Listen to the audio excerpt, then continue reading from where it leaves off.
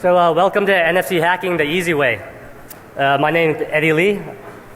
I'm fighting a cold right now, so I got a sore throat, and if I start hacking or if you hear me sniffling, bear with me, please. Louder? All right, I'll get closer to the mic. All right, so I'm a researcher at Blackwing Intelligence. We recently rebranded ourselves from Praetorian Global. We're a pretty small boutique security firm right now, and we just relaunched our website this week, so it's at blackwinghq.com. We're always looking for interesting security projects, so if you guys want to contact us and have us break stuff for you, feel free to contact us. So I'm also a member of Digital Revelation. We are a 2-time DEF CON CTF championship team. We won one of the first black badges at DEF CON 10. I don't know if DT remembers this or not, but I think it was me that gave him the idea of giving free membership, lifetime membership to anyone with a black badge. So if anyone out there that has a black badge, you can thank me for that. And then finally, I am not an RFID or NFC expert. One of the reasons for me writing this tool is for me to actually learn about this stuff. If you want to talk about waveform analysis or ISO protocols and things like that, I'm not the person to talk to. So just a little primer information before we get started. So RFID, it operates in a broad range of frequencies, from the low kilohertz range all the way to the high gigahertz range. NFC in particular, it runs in the 13.56 megahertz range.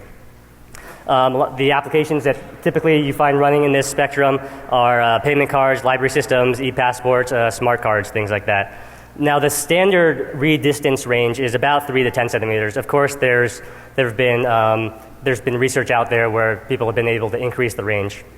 RFID works on magnetic induction, so the reader will power a passive tag. So there actually is a finite distance, probably, in terms of read distance. Probably limited to something about 50, 60 feet. I don't know. Other people have done research on that. There are a lot of new Android phones coming out with NFC. So NFC isn't as abundant over here in the US, but you can find it in places like Japan. It's a lot more common over there. Now, an RFID tag basically consists of a transceiver, which is a transmitter and receiver, an antenna, and a memory or a chip processor. So when you scan an RFID tag, it'll either spit out what's in memory, or it'll do some processing and then spit out some information. Now for this talk, the RFID tags that we're interested in particular are the RFID tags that are in credit cards. Visa, MasterCard, all these credit card companies, they have their own proprietary name for the technology they use, but really the underlying technology is all the same. It's the same basic RFID stuff. Some terminology here. Proximity coupling devices is another name just for credit card readers or RFID reader. The credit card ones in particular are called point of sale terminals. I'll be randomly using these terms interchangeably throughout the talk.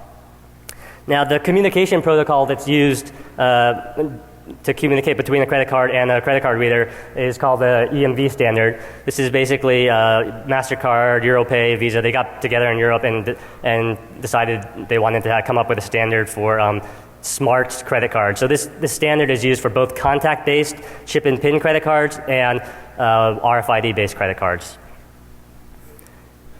The protocol is based on ISO 14443 and 7816. The EMV books themselves are about 750 pages long. It consists of 4 separate books. Book 3 is probably the most interesting one in terms of protocol. And then the technical term that's used for the communication that happens between an RFID tag and the reader is APDUs. So they pass back basically these byte level commands and responses, and those are called APDUs. Okay. So why create NFC proxy? Well, first and foremost, it's because I'm lazy. I don't like to read specs, and I didn't want to learn this EMV protocol by reading 750 pages or 150 pages of book 3. So really, I just wanted to get into NFC hacking and RFID hacking. I just wanted to jump in right away without reading the spec. So NFC proxy will, so what it's designed to do is help with protocol analysis. So we're proxying communication between an RFID tag and a reader. So we're able to capture the communication, the byte level of communication between those two devices. And you can go back after the fact, after you've scanned something, and look at the protocol. In doing the research for this project, I realized there wasn't really all that much information out there in terms of Android and card emulation. We'll talk about that later. And in terms of abusing RFID-enabled credit cards, there wasn't all that information out there either. We've known for years where it's pretty trivial to skim an RFID credit card, but to actually abuse the information after you've skimmed it, there really aren't good tools out there to abuse that and to actually spend those credit cards. So hopefully, in the spirit of freeing information and getting stuff out there, people will start using this tool, and maybe it'll give the credit card companies an incentive to fix the stuff that's in my wallet. So previous work. So you guys here probably know Major Malfunction and his work with RFID. It's basically a Swiss Army toolkit that allows you to explore RFID tags and devices and things like that. In particular, the script that would be pertinent to this stuff here would be the chip and pin, the chap.py script in his toolkit. Now there's Pablo Holdman as well. He's just famous for having this boing boing video out there on the web where he's talking to a reporter and showing how easy it is to skim an RFID credit card just by tapping a reader to somebody's wallet. And then there's Eric Johansson's Pwn Pass.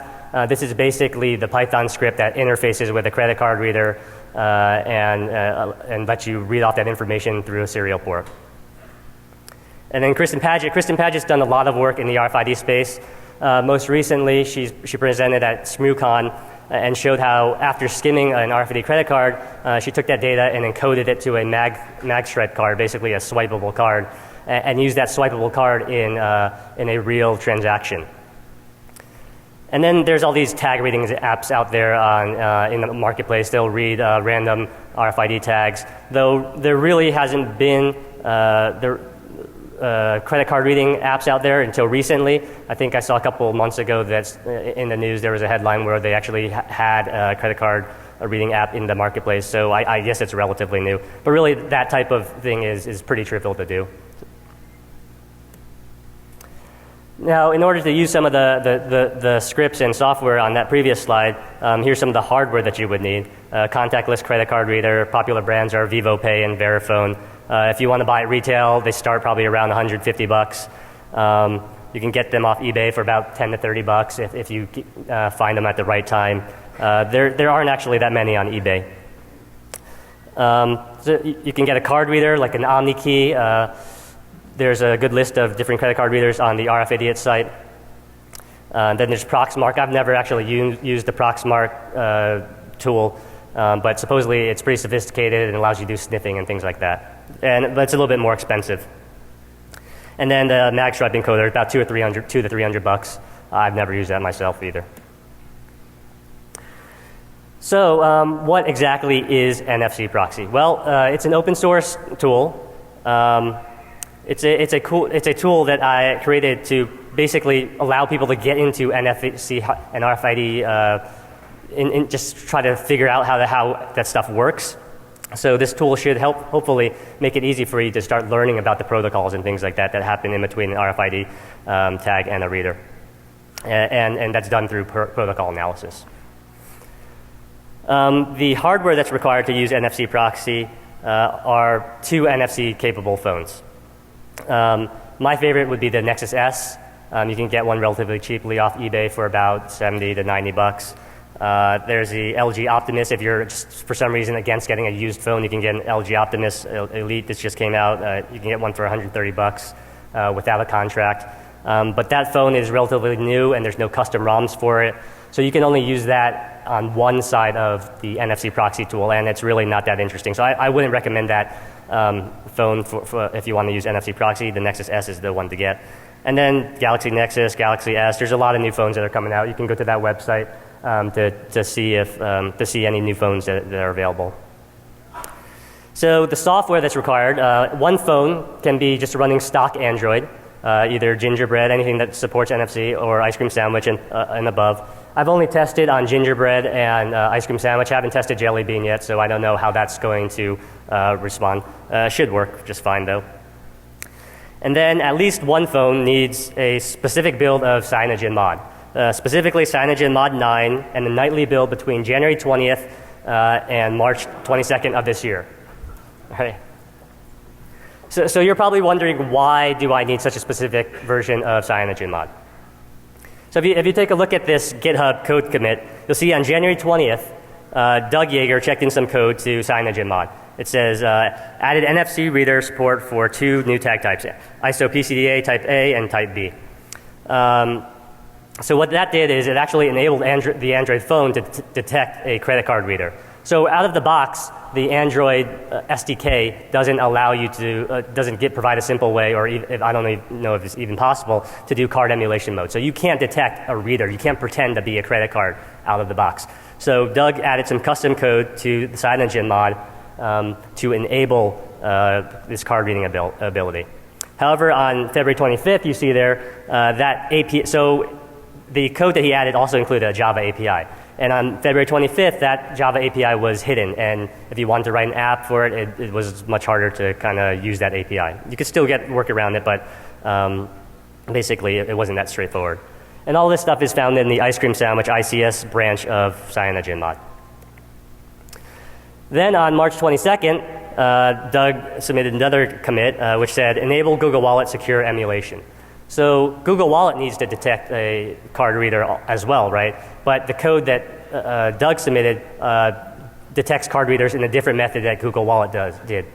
And that was incompatible. So in enabling Google Wallet secure element emulation, he disabled his prior code commits. So that's why anything after March 22nd, any version of CyanogenMod won't be able to detect a credit card reader. And that's in the NFC.apk package. Let me just step back a little bit, though. So when I started to get into this project, it was about beginning of February. I figured, I want to do some NFC research. So I bought a Nexus S off of eBay. And the first thing I did was root it and install the latest nightly build of CyanogenMod. So right away, I had that code on my phone. But then I got busy with work, and I put the phone down, didn't touch it at all. And then 3 months later, I had some free time, and this was sometime in May. I came back and I'm like, okay, let's start my NFC research.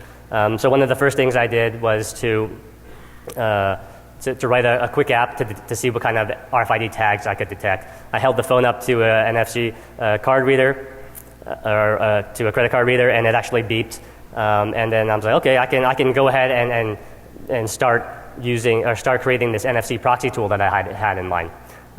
So when I wrote that app, the type of tag that popped up on my phone was ISO PCDA. So I went and Googled ISO PCDA, trying to look for the API docs and things like that. But all I found was an obscure code commit into the codename Android CyanogenMod, or the codename Android custom ROM, which wasn't even in the CyanogenMod code tree.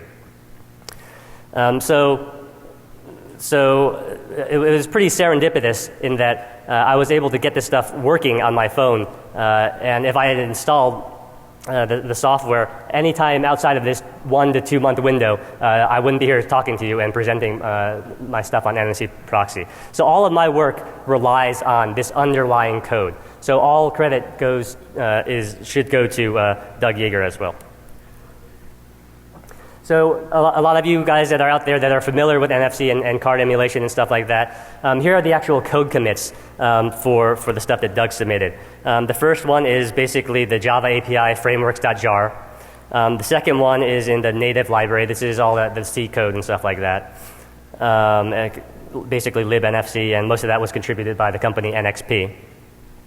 And then the NFC service. This is basically NFC.apk. So if you want to see how Doug actually implemented his card emulation stuff, you can take a look at these code commits.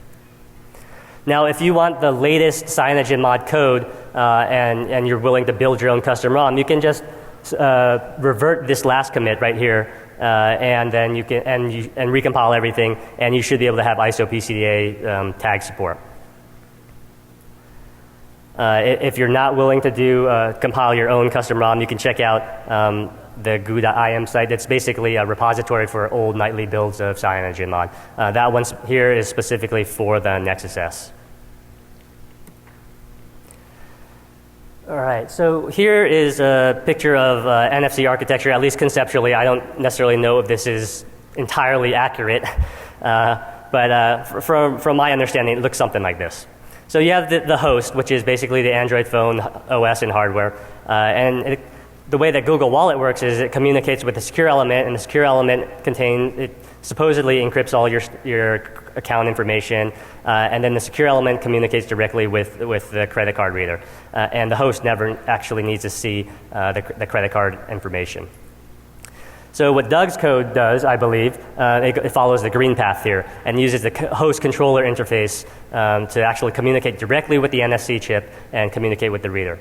So in doing so, we're able to capture the entire byte level transaction between an NFC phone and a reader.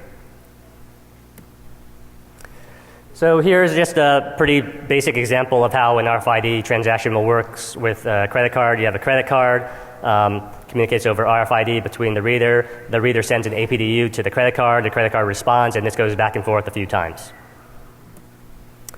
So what NFC proxy allows you to do is it allows you to proxy that transaction, allows you to save that transaction, allows you to export that transaction. You can replay all of the requests that the PCD made, and then you can replay all of the responses that the credit card gave. Now that feature requires that special Cyanogen code. One thing to note, if you're saving and exporting data, none of that stuff is encrypted, so store credit card information at your own risk. So right away, what this tool allows you to do is it allows you to query RFID tags without needing to know the right APDUs. So as a noob getting into RFID, all you need to do is have a reader and a tag, and you're able to kind of do a reverse engineer the protocol and figure out what's going on by looking at the transaction after it's been stored. So replaying is easy. That's why I think this is the easy way of doing NFC, getting into NFC. So here is a visual representation of how NFC proxy works in the proxy mode. So we have a phone on the left here and a credit card that communicates via NFC, and then it communicates with the other phone via Wi-Fi or IP if you could set it up somehow. And then that phone, what you do is swipe it across a reader, and the reader will start sending an APDU back through the chain. So it sends an APDU to the phones forward it to the credit card forwards it back in like fashion, and it goes back to the reader. Pretty simple, straightforward stuff. I think everyone here at DEF CON is pretty familiar with what a proxy is, and this is pretty standard stuff. So what proxying allows you to do is it allows you to do protocol analysis. Because we're sitting in between the transaction, we can record all that stuff and then go back after the fact and look at all the bytes that were sent between the reader and the card. And what this also facilitates is immediate skim and use. So if you set this up properly, you can take a phone, put it next to someone's credit card, and then somewhere across the world even, if the phones are communicating over IP, you can take that phone and swipe it across a reader, and you'll be able to skim their credit card completely, just right over IP in another part of the world. So just some terminology before going on. The phone on the left that sits on the credit card, I call that phone in relay mode. I say that's in relay mode. The phone on the right, I say that is in proxy mode. And that's the phone that needs the CyanogenMod code because it needs to detect the credit card reader.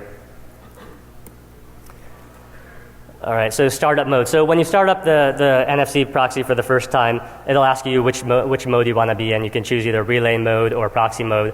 In relay mode, again, you place the phone next to a credit card. And what that phone does, it opens up a network socket and waits for a connection from the proxy.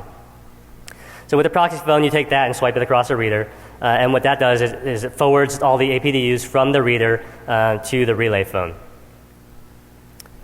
All of the transactions, all of those APDUs are displayed on the screen of the proxy mode phone. If you long click on those transactions, you can actually export, save, replay, and delete those transactions. Now, by default, the communication between the two phones is encrypted. So if you're on an unencrypted wireless network for some reason, you'll be somewhat safe there. However, when you're encrypting communications, it slows down the transaction between the entire NFC transaction.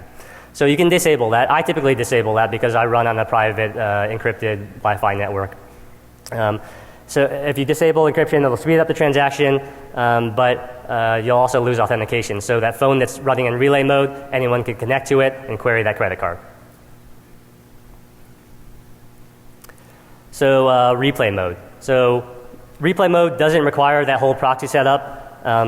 So if you want to replay a PCD and you have a store transaction on the phone, you can just take all those APDUs and replay them against a credit card. So if you have all of those APDU requests that are needed to query a credit card, you just replay that next to a credit card, and you'll get all the credit card data out of the RFID-enabled credit card. That's nothing special going on here. This is what would be called skimming mode. It's been known for several years that you can skim RFID credit cards easily.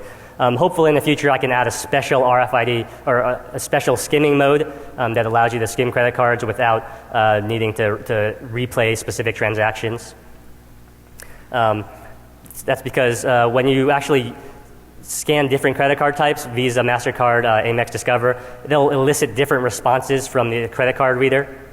So if you replay the PCD responses or requests from a Visa scan, they won't work against a MasterCard. You won't be able to extract the credit card information from a MasterCard. Now there's tag replay mode. This is probably the most exciting feature of the tool. This is also called spending mode. So you take the phone, you swipe it across the reader, and basically you can start spending someone's credit card. You use it just the same way you use Google Wallet. This one, again, is the phone that requires signage and mod code. So you can use this basically as a virtual wallet. So if you scan your own credit card several times, you can use your own credit card and replay it at a real live point-of-sale terminal. However, there is one caveat, though. Every time you scan a credit card, that credit card has an internal counter. And every time you scan a credit card, that counter plus a couple random bytes of data will be sent along to the reader, and then the reader will forward that information to the central processing station, whatever that's called, whoever processes the credit cards, and they keep track of that counter. So if that central processing station ever sees a counter that's less than or equal to a counter that's already seen, it's going to lock your credit card.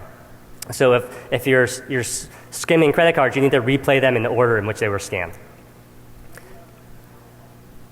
Personally, I've tested the replay of credit cards at live point-of-sale terminals. I've tested Visa and MasterCard. I haven't tested the Discover or Amex, but I think they should work. Just a word about NFC antennas before moving on. The different phones respond differently, and they'll read NFC tags differently. The antenna on the Galaxy Nexus is just pure shit. It takes 10 minutes or so, or 5 to 10 minutes for me to get it to read a credit card, depending on the credit card type as well. So I would not recommend the Galaxy Nexus for this tool. The Nexus S is actually pretty good. The Optimus Elite is good as well. So you may try a bunch of different phones to try to figure out which phone works best for you. So this brings me to the next point. NFC proxy or communication is often incomplete. So when you're using this tool, or if you've ever used the NFC feature on your phone to try to scan a tag, you'll find out that you'll get a lot of partial transactions. So which all you'll need to do is just kind of take the phone and try to rescan the tag, or try to get the reader to reacquire your credit card or your phone. So here's a screenshot of the actual tool. So what we have here is the data tab, the status tab, and the save tab. The data tab basically contains all your live transactions. All those hex bytes you see there are the actual APDUs that were sent from the tag and to the PCD, and the responses from the PCD and stuff like that. At the bottom there's a human readable format of the credit card information. That human readable format is kind of a hack in the tool right now, so if it's not working for your credit card, don't worry, it's just a visual representation. The replay stuff should work decently well. So this contains things like the service code and ICVV. So the service code basically indicates how the credit card can be used. Can it be used internationally? Does it require a PIN? Stuff like that. The ICVV basically, so on the back of your credit card there is a CVV, and that's basically a fixed CVV number. When you scan with RFID-enabled credit cards, you'll get a dynamic CVV. So basically, in this case, for this Visa card, it will consist of the counter, which is the last 2 bytes there, and then the first 2 bytes are just random bytes. It's probably only 1,000 decimal worth of random data, though. It's not all that random. If you want to learn more about the actual communication protocols between credit cards and readers, you can check out the EMV Book 3 specifically. RFID also, you can check out the chip and pin script, and you can check out PwnPass to see how that what kind of APDs are used to query credit card readers.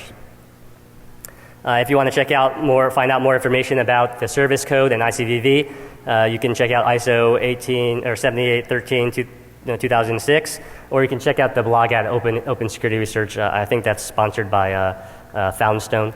That has some good information on the service code as well. So let's take a look at it in action. Let's see a demo.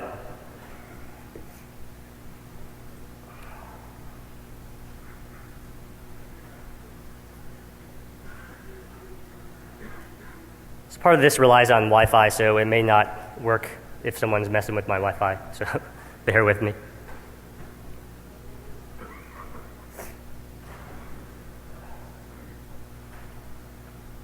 All right. Okay. So let's start up NFC proxy here. So the first thing I'm going to show you is the replay mode. So if I go to the Save tab, I can see there's actually a bunch of built-in card reader transactions. So I'm going to select the Vivo Pay 4000 MasterCard transaction right here. Just click on it. And then at the top there, you'll see that there's a P, and that indicates that we're in PCD replay mode. So now the phone is pretending that it's going to be a credit card reader. So if I take my credit card and I hold it near the phone, hopefully it'll read the information right off of it. There. So as you can see, it's all of the same information you saw on that slide before, name, cardholder, and et cetera. The stuff at the bottom, the CVV track 3 stuff, that is MasterCard specific. So what I've just done now is I've skimmed someone's credit card. As you saw, it was really easy. Thank you. So that's pretty trivial. Everyone, that's been done before. So now let's take a look at how you can actually abuse that information. So if I long click on this transaction, okay, and then I select replay tag, you'll see at the top here now it says T. This indicates we're in tag replay mode. So we're going to replay the actual credit card for this reader now. So everyone, if you look up front here, hopefully the LEDs on this reader will light up and it will beep. There. So now I've just skimmed and thank you. All right. So I've just skimmed and abused and spent someone's credit card within a couple minutes right there. So it's really simple to do. And all I'm doing is replaying transactions. I don't need to know the protocol whatsoever. However, if I want to learn about the protocol, I can go back and look at the actual bytes here, and you can export all this stuff to a file or the local database for later analysis. So let's set this up now in replay mode. So let's say you come across a reader or a credit card type that doesn't quite work for you. The built-in transactions aren't working for you. You can't skim a credit card. So what you want to do is set up your phones in relay mode. So you take the relay phone and you put it on the credit card. It detects it detects the credit card. Really nothing much goes on that phone. And then we put let me exit out of here. And we go back and we take the phone. Well, hopefully let me double check my network communication is working.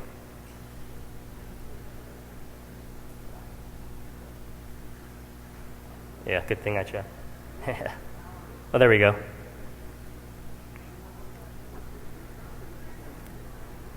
So now if we take the phone and place it near the reader, not connected. So we lost connection there.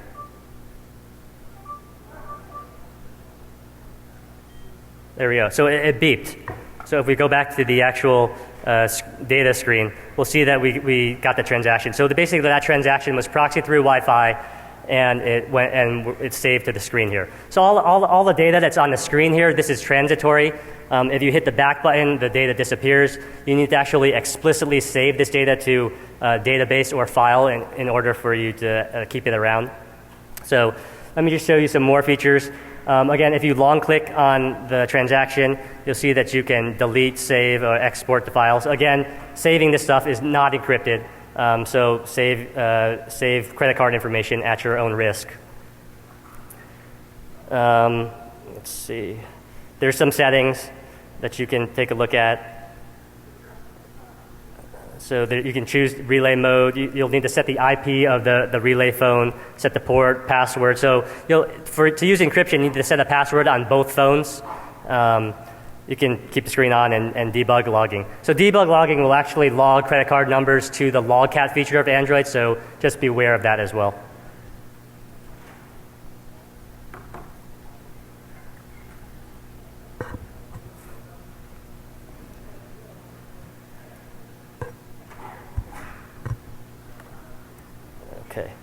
Okay, so what's next?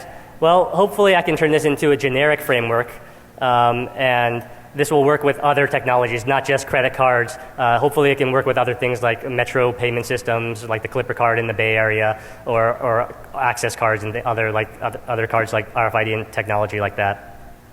So in the RFID space, there's actually not much standardization between verticals. So access cards and payment systems versus metro systems, they'll use different communication protocols, which means that a tool like NFC proxy would be really useful in being able to analyze the different protocols if you don't have access to the specs. And also, hopefully, I can add pluggable modules in the future. Because we are being a proxy, we're sitting in the middle, and it might be possible to launch man in the middle of attacks. And again, since we are in the middle, it should facilitate protocol fuzzing. It should make it pretty easy to do protocol fuzzing. And it is now available for download and contribution. You can find it at SourceForge. I believe it's public right now, and you should be able to download the code and install it on your phones. Though, again, you will need the Cyanogen mod to do tag replay. And, oh, that went quick. So I am done. Any questions?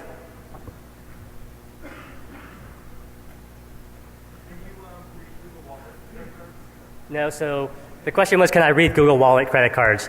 So Google Wallet, when you place two Android phones together, they actually go into peer-to-peer mode. So that is actually right now with the code that Doug Yeager submitted, it doesn't detect that as a reader or credit card. They won't detect each other correctly, right?